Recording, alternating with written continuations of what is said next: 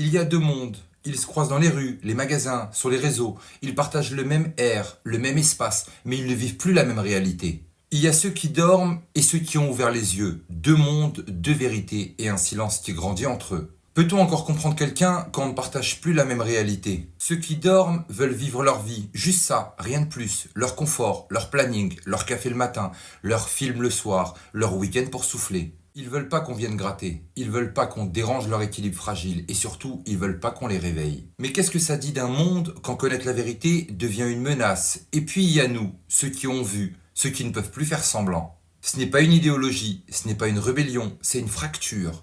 Une ligne s'est brisée quelque part. Un jour, on est tombé sur une vérité, et cette vérité a fait sauter le verrou. Alors on a creusé, et plus on creusait, plus le sol s'effondrait. Tu te souviens de ce moment, celui où tout s'est retourné en toi? Tu ne l'as pas changé, tu es juste sorti du décor. Après l'éveil, le silence, l'isolement, la distance. Tu veux en parler, tu veux comprendre, tu tends la main à ceux que tu côtoies, mais leur regard change. Ils te disent que tu vois le mal partout, que tu t'inventes des ennemis, que tu vas trop loin. Et toi, tu cries dans le désert, mais le désert, c'est eux. Comment continuer à vivre et à partager quand tu sens que tu n'es plus sur la même longueur d'onde? Et pourtant, un jour, tu croises un regard qui te comprend. Un message, une vidéo, une voix lointaine qui te dit « moi aussi j'ai vu ». Et là, tu réalises que tu n'es pas seul. Les réseaux ont relié les consciences, les éveillés se sont trouvés silencieusement, instinctivement, spirituellement. Et si l'éveil, c'était aussi retrouver une famille invisible? Autour de toi, il y a ceux qui vivent leur vie. Ils ne t'attaquent pas vraiment, ils veulent juste qu'on les laisse dans leur paix artificielle. Ils disent « je veux pas savoir, tu vas trop loin, profite un peu ». Et ce n'est pas qu'on les comprend pas, c'est que leur monde n'existe plus pour nous. Comment revenir au cinéma quand tu sais ce qui se passe en coulisses? Comment parler météo quand tu sais que les crises sont déclenchées? Ce qu'on appelle le syndrome de l'éveillé, c'est ça. Ce n'est pas une maladie, c'est une incapacité à faire semblant, à participer à un monde qu'on sait truqué. Tu regardes ton entourage et tu sais qu'ils vivent dans l'illusion. Tu parles à tes proches, tu sens qu'ils sont ailleurs, et parfois tu te sens fou. Mais ce n'est pas toi le problème, c'est la façade autour de toi qui ne tient plus. Et pourtant, au fond de cette solitude, il y a une force. Tu vois clair, tu lis entre les lignes, tu anticipes, tu décodes, tu sais. Et cette lucidité te donne une puissance que rien ne peut acheter.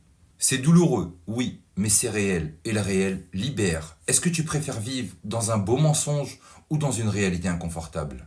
Le plus dur, c'est de voir le système gagner, parce qu'il a dressé les dormeurs contre les éveillés, parce qu'il a inversé les rôles. Ceux qui préviennent passent pour des fous, ceux qui se taisent pour des gens équilibrés.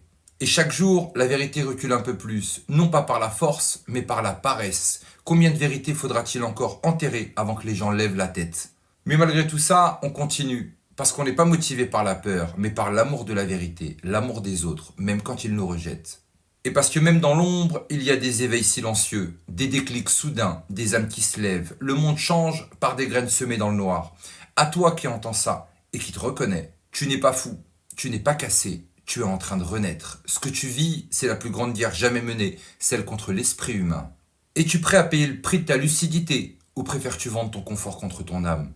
Et à ceux qui dorment encore, ceux qui vivent dans le calme apparent, bon courage, pas avec arrogance, mais avec compassion. Car le réveil approche, et il ne viendra pas en douceur. Il viendra avec fracas. Et ce jour-là, ce ne sera pas nous qui aurons changé, ce sera vous qui verrez. Deux mondes, un mur, une vérité.